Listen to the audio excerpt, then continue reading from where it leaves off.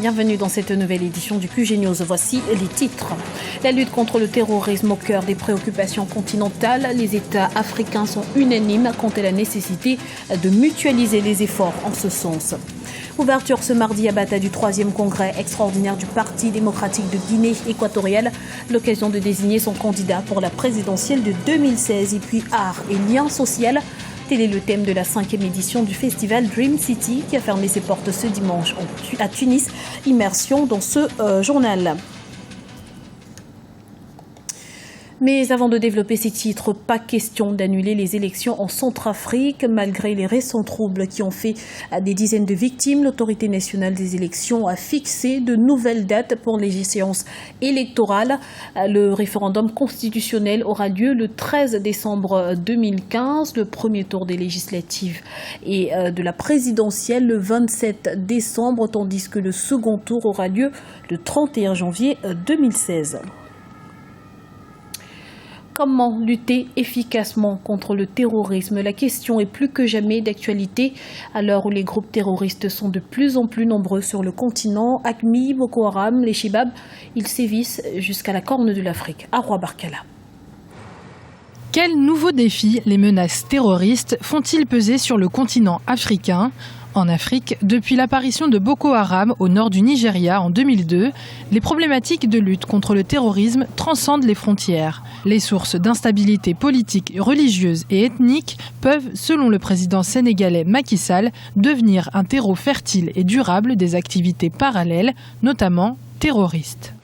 Qu'il s'agisse de la lutte pour le contrôle des pouvoirs politiques ou des ressources naturelles, les conflits frontaliers et identitaires font partie de cette typologie maîtrisée. À ces racines du mal se sont malheureusement ajoutées d'autres causes d'instabilité.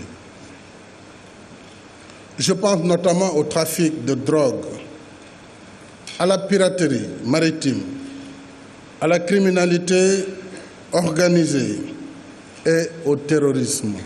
Selon le président sénégalais et président en exercice de la CEDEAO, la vulnérabilité politique et économique des pays touchés par le terrorisme ne peuvent se passer des missions d'appui internationales, mais la complexité des conflits internes et les menaces appellent à plus de fermeté des institutions internationales. Les missions de paix sont devenues plus complexes quand on fait face à des gens surarmés et déterminés, de surcroît, sans foi ni loi. Seule une réponse vigoureuse et tout aussi déterminée s'impose. D'où l'importance de mandats adaptés aux circonstances, de règles d'engagement précis. Des engagements internationaux entachés par des affaires de conflits d'intérêts. À titre d'exemple, alors que la Libye s'apprêtait à signer un accord pour le gouvernement d'union nationale, des soupçons de favoritisme ont rattrapé l'action du chef de mission de l'ONU. Depuis 2013, la Libye reste en proie à des conflits intertribaux et à des problématiques de porosité de ses frontières. En Égypte, l'appel des Nations Unies aura finalement été entendu. Le journaliste Hossam Bagat a été relâché ce mardi après 2 jours de détention. Il était accusé par l'armée égyptienne de publier des informations mensongères. Militant par la plume au sein d'organisations de défense des droits de l'homme depuis le début des années 2000, Hossam Bagat est une des figures indépendantes les plus connues en Égypte. Dans le cadre de la célébration du 3e congrès extraordinaire du Parti démocratique de Guinée équatoriale qui s'ouvre ce mardi à Bata, le parti au pouvoir et ses militants ont multiplié les efforts en vue d'une meilleure organisation. Plus de détails dans ce reportage de Policarpo et Doumassa, notre correspondant en Guinée équatoriale. Le Parti démocratique de Guinée équatoriale, le parti au pouvoir, se mobilise pour la tenue du 3e congrès extraordinaire. À l'issue de la célébration du 3e congrès extraordinaire, le président fondateur du PDGE, Teodoro Obiangema Bazogo, multiplie les rencontres avec les membres de son parti. Lors de la dernière réunion du Conseil national dimanche, les teneurs du parti au pouvoir ont fait le point sur les sujets qui seront soumis au Congrès. La désignation d'un candidat à l'élection présidentielle de 2016 figure au menu des discussions. Pour le leader du PDGE, la célébration du Congrès constitue l'occasion pour analyser les problèmes qui touchent la société équato-guinéenne. El Congreso Nacional Extraordinario es simplemente para volver a revisar. L'organisation du congrès extraordinaire n'est pas seulement pour valider la candidature du président, mais c'est aussi une opportunité pour trouver des solutions aux problèmes nationaux tous ensemble.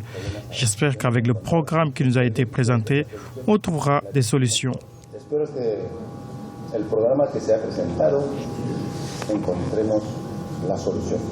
D'après la présentation du rapport général sur les avancées des travaux de l'organisation du Congrès, les militants du PDG ont manifesté leur joie et ils sont optimistes pour la réussite de l'événement. Actuellement, tout a été déjà préparé pour qu'à partir du 10, tout soit déjà prêt pour la meilleure organisation. La réussite de ce congrès va être totale, au haut niveau, parce qu'avec toutes les commissions d'organisation, tout ce qu'ils ont pu préparer, je vous assure que ça va être une réussite totale. Depuis sa création en juillet 1986, le Parti démocratique de Guinée équatoriale a organisé 3 congrès extraordinaires. Le premier congrès a eu lieu en 1991, le deuxième en 1997 et le troisième en 2015. Tous ont été organisés à Bata. Après le cinquantenaire des Jeux africains, la capitale congolaise accueille les dirigeants des compagnies aériennes du continent. La 47e Assemblée générale de l'Association des compagnies aériennes africaines s'est en effet ouverte ce lundi à Brazzaville en présence du président Denis Sassou Nguesso. Au centre des discussions, l'Open Sky, l'ouverture du ciel, une mesure prise à Yamoussoukro il y a 15 ans mais qui tarde à entrer en application. Plus de précisions avec Thierry Ngongan, notre envoyé spécial à Brazzaville. Nous sommes à Brazzaville, au Congo, où se tient cette 47e édition de l'Assemblée générale de l'AFRA. L'AFRA, c'est l'Association africaine des compagnies aériennes. Alors, plusieurs centaines de participants, tous issus du monde de l'aéronautique. On retrouve des constructeurs, on retrouve des loueurs d'avions, bien sûr des compagnies aériennes et tout ce qui a trait donc à ce secteur. Le thème, c'est cieux ouverts, croissance pour la compétition et la collaboration. Et les assises sont essentiellement axés sur l'ouverture du ciel africain, selon les recommandations prises il y a 15 ans des fameux accords de Yamoussoukro. À ce propos d'ailleurs, on va suivre dans une minute le directeur général d'Askai qui revient sur les avantages d'ouvrir le ciel africain.